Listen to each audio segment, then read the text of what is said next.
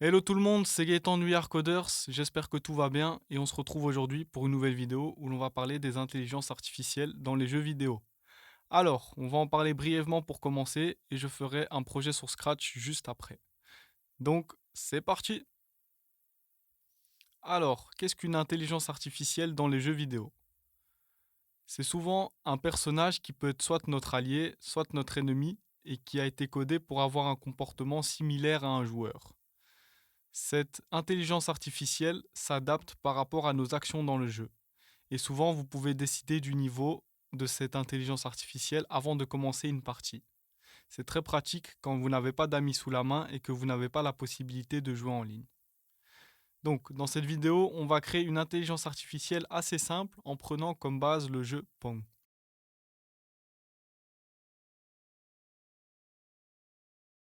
Alors les gars, on se retrouve sur Scratch, sur le jeu Pong qu'on avait déjà réalisé. Donc on va continuer dessus, tout simplement. Et en fait, on va créer un ennemi qui va jouer contre nous. Donc, comme ça, je vais vous montrer un exemple d'un ennemi qu'on peut faire sur Scratch.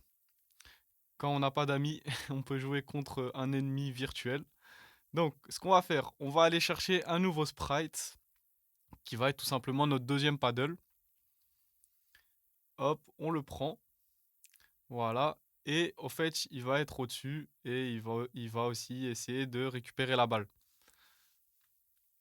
Donc, comment on va faire ça? Vous voyez, le sprite, il bouge pas sur Y, il bouge que sur X, il bouge que sur l'axe horizontal. Et donc, ce qu'on va vouloir faire, c'est récupérer l'axe X de la balle. Donc justement, on va aller sur la balle. Et pour ça, on va prendre un drapeau vert, aller dans variable, et on va créer une variable qui sera balle X.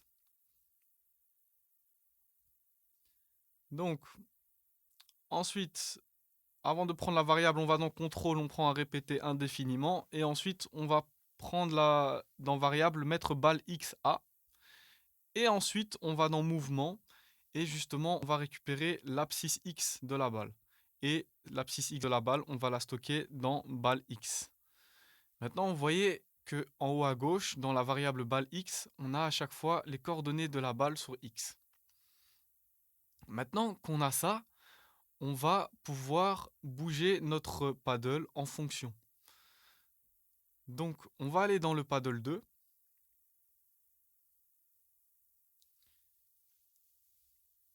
Et on va prendre un drapeau vert. On va aller dans mouvement. Et on va prendre le bloc aller A. Et on va également prendre le bloc répéter indéfiniment. Donc, maintenant, sur Y, on peut mettre 140. Ça ne bougera pas. Et sur X, on va justement aller chercher notre variable balle X.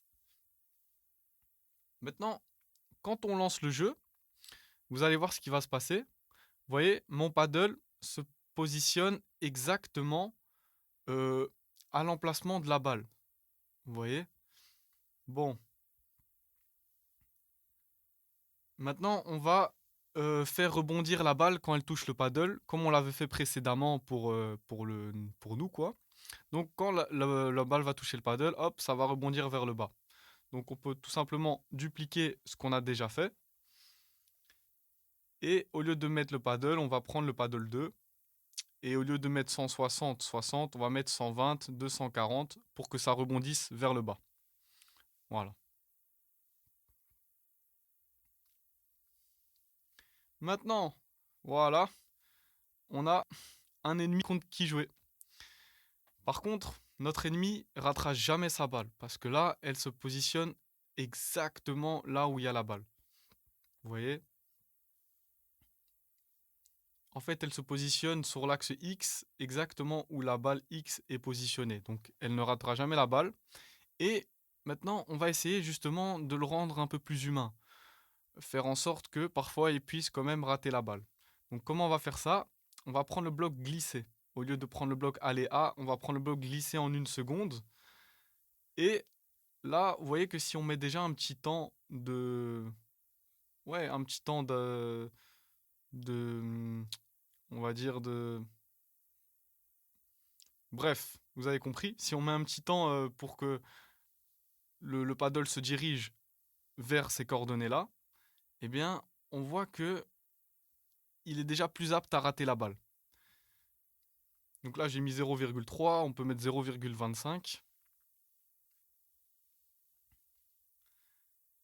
Et on peut également pousser le truc encore un petit peu plus loin et utiliser les nombres aléatoires, justement.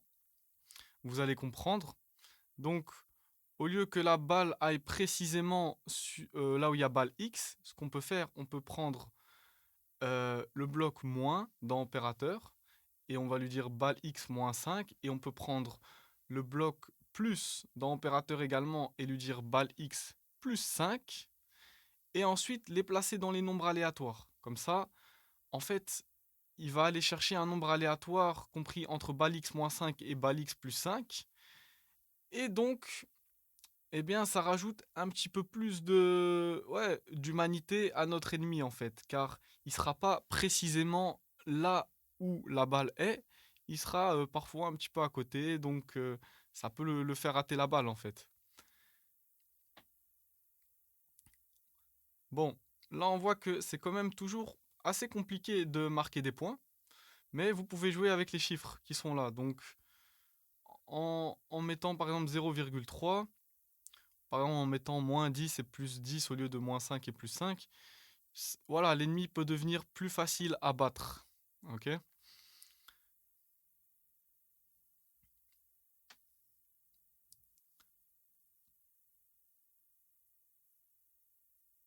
Ok, ça semble assez bien.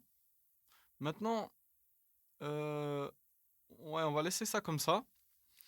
Et ce qu'on va faire, eh bien, on va, euh, on va créer un score. Voilà. Donc, on va retourner sur la balle et ouais, on va cacher notre variable balle x et on va créer deux nouvelles variables qui sera ennemi et joueur. Donc, on va créer une variable ennemi et on va créer également une variable joueur. Maintenant, on peut aller prendre de nouveau un drapeau vert, un répéter indéfiniment, et on va également prendre une condition, si alors. Et donc, on va prendre dans opérateur plus grand que, et on va lui dire si l'ordonnée sur Y est plus grand que 155, ça veut dire que la balle aura dépassé le paddle en hauteur, alors on peut mettre un point à joueur. Donc on va dans variable, on prend le bloc ajouter 1 à joueur. Et ce qu'on va faire également, c'est dès que la balle a atteint les coordonnées 155 sur Y, on peut le replacer au milieu pour que le jeu continue.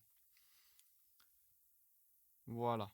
Et on peut également faire la même chose pour en bas. Donc on peut dupliquer. Et au lieu de prendre le bloc plus grand que, on va prendre plus petit que.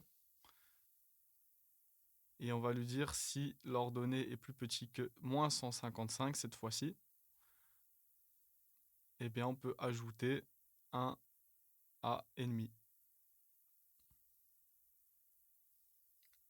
Voilà. Et bien sûr, il ne faudra pas oublier que quand on appuie sur le drapeau vert, on met ennemi et joueur à 0. Comme ça, le score se remet à 0. Ok, nickel, on va essayer maintenant. Ah oui, il y a un petit souci. L'ennemi n'est pas assez réactif, donc on va retourner dans le paddle 2. Et au lieu de mettre glisser en 0,3, on va mettre glisser en 0,5.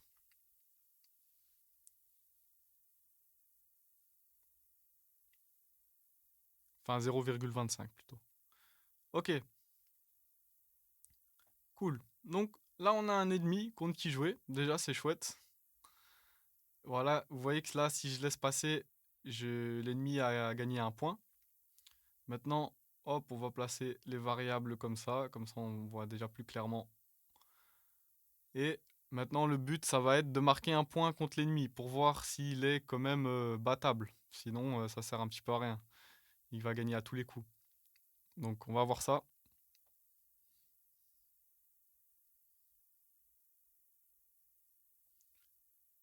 Ok. Et ben voilà, j'ai réussi à lui mettre un point. Donc c'est quand même possible. L'ennemi est quand même difficile à battre, mais c'est quand même possible de lui mettre des points. Donc c'est cool, ça marche. Voilà, c'est déjà la fin de la vidéo. J'espère que vous avez appris de nouvelles choses. Prenez soin de vous et à la prochaine.